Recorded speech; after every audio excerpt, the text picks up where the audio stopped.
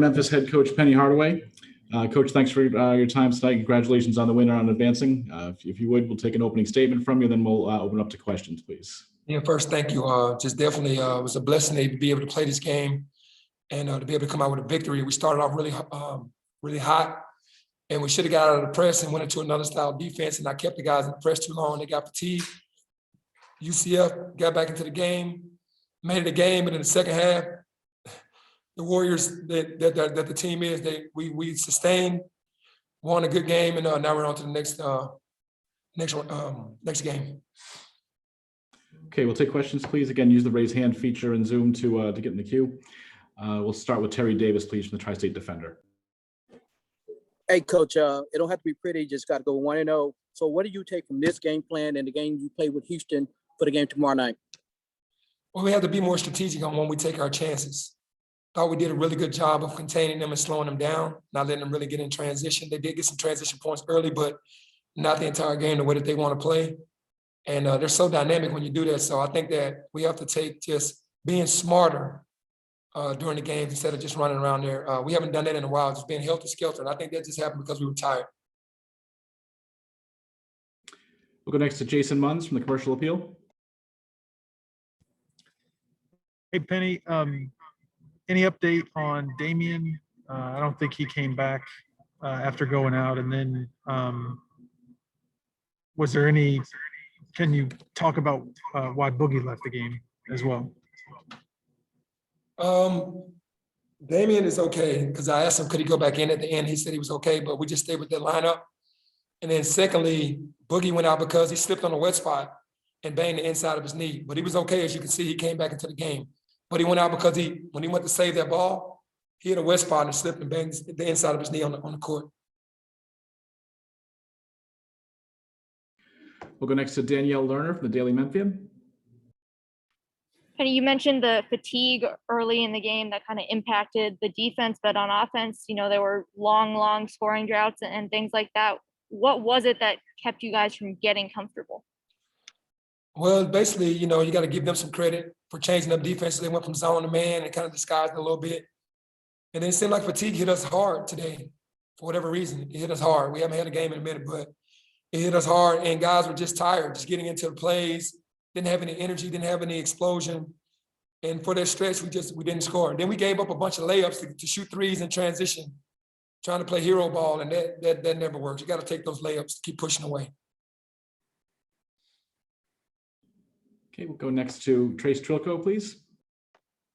Coach, UCF dug a hole early for itself, but battled back. What did you make of their fight back into this game, and especially the play of freshman Isaiah Adams? Yeah, no, they've been on a roll. I think they won 5 games in a row at the end of the season. They battled from a lot of COVID situations, man. It was really unfair, that stress they had where they had to go on the road all those games and play us back to back, because I saw them earlier in the year. They were a much better team before the COVID hit the school. They went to Florida State and beat Florida State, so we knew that they were capable. So to me, they're a tournament team.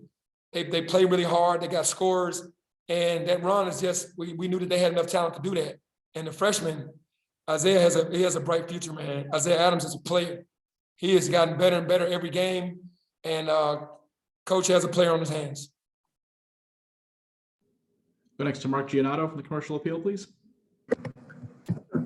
Penny, after a game like this, just what's the emotion? Is it just relief? It doesn't really matter. There's no need to have style points. All that matters is just a win. I'm just curious what the emotion is when you have a game like this that, was tense and maybe a little more tense than it needed to be. Yeah, I think the emotions are, glad to get this over with and move on to the next round of our tournament. That's basically what it is. We can't do anything about the game. We won. That's the ultimate thing, and that was one of those. Just get it done, scrap and get it done, and then go to the next game. So that's what the mindset and the attitudes are in the locker room. Thanks. We'll go to Mitch Davis for the next one, please. Coach, just talk about how good it felt to be out there playing some March Madness basketball. Earlier in the day, we saw Kansas, Virginia, and I think one more team had to get out of their conference tournament due to COVID. Just talk about how good it felt, and do you think it's the right decision to be playing these conference tournaments right now? Yeah, it feels good to just be in the tournament, because we were here last year and it got canceled. So You know, we knew the repercussions of coming out into this season with the pandemic going on. And it's unfortunate that those teams are having to pause their seasons because of COVID. We understood that when we came into the season. So I'm just happy that we're still playing, that we have a conference tournament and an NCAA tournament, and we're blessed to just continue to be able to play. We'll take another from Jason Munns, please. Hey, Penny, how about the performance of DJ Jeffries tonight? He was big. Yeah, DJ Jeffries was DJ Jeffries tonight. He felt comfortable. I told him before the game how I wanted him to play. So, man, you just have to be who you are. Nobody can stop you. Only you can stop you. Don't overthink it. You know, he has this big deal about not wanting to take bad shots because we want him to be aggressive. And I said, hey, set your jump shot up with your drives. And that's what he did. Played really big tonight, and I'm really proud of him because that's a great sign for us because we need him to score 15 to 20 points a game. We just have to. And real quick, you've mentioned fatigue a couple of times. Does that worry you looking ahead to tomorrow that, that it's a quick turnaround and it's Houston and second game in 2 days?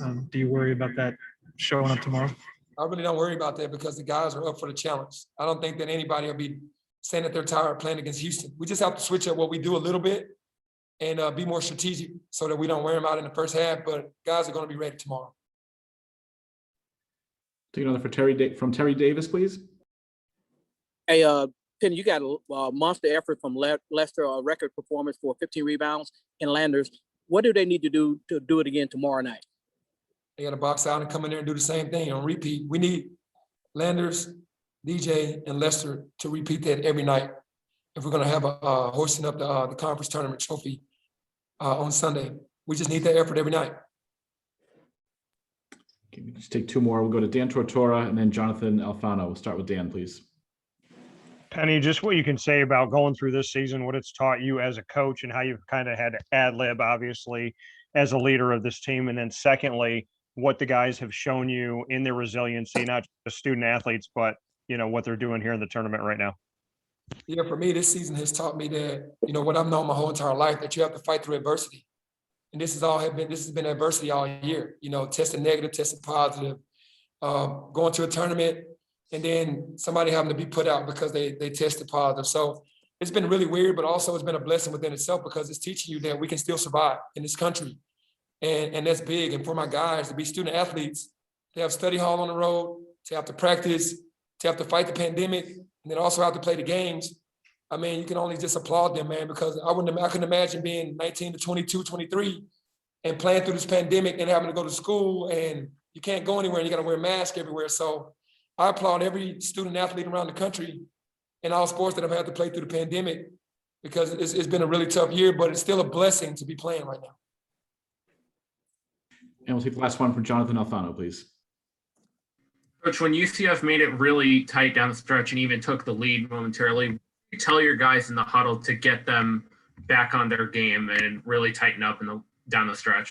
You know what I told them? I said, now it's time to have fun. We're not front runners. I said, we are not front runners. It's time to have fun now. Relax, do not tighten up, still be basketball players. And the guys responded to that. We've been through adversity before. We've been in tough games like this before, so we knew exactly what to do.